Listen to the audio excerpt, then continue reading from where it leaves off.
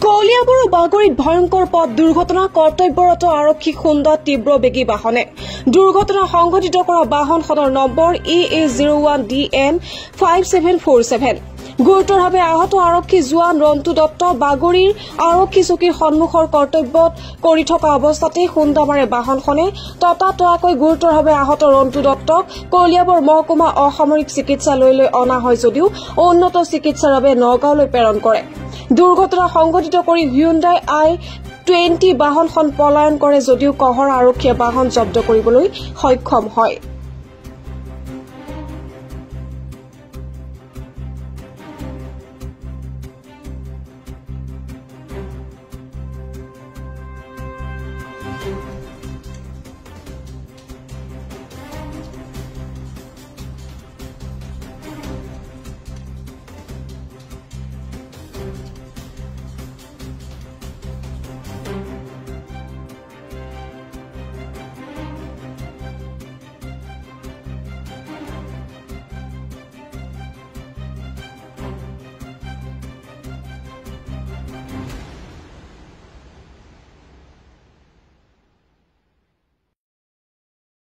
কেনেকৈ হ'ল ঘটনাটো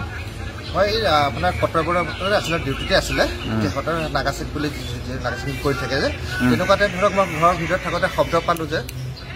শব্দ পালোঁ যে গাড়ী এক্সিডেণ্ট হৈছে এক্সিডেণ্ট হোৱা গৈ পেলাই দৌৰ মাৰি গৈ পেলাই দেখোন তেখেতক মানুহজন অলৰেডি বহুত দূৰত চিটিকা পেলাই পৰি পেলাই একদম মানে অৱস্থা বহুত বেয়া হৈ আছিল সংগঠনত তেনেকুৱাতে ধৰক ষ্টাফ ওলাই আহিলে মই ধৰক থানাৰে যিখন আমাৰ গাড়ী আছিলে তেখেতক তাক উঠাই পেলাই লগালগ ইয়ালৈ লৈ আহিছোঁ এতিয়া দেখিছে যে বহুত সংকটজনক অৱস্থাত আছে আৰু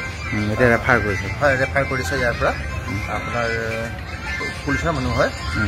আছাম বেটেলিয়নৰ হয় ঘৰ শিৱসাগৰত তেখেতৰ জনামতে মই আৰু এতিয়া ট্ৰিটমেণ্টটো চলি আছে আৰু কি কেনেকৈ কি হয় ধৰক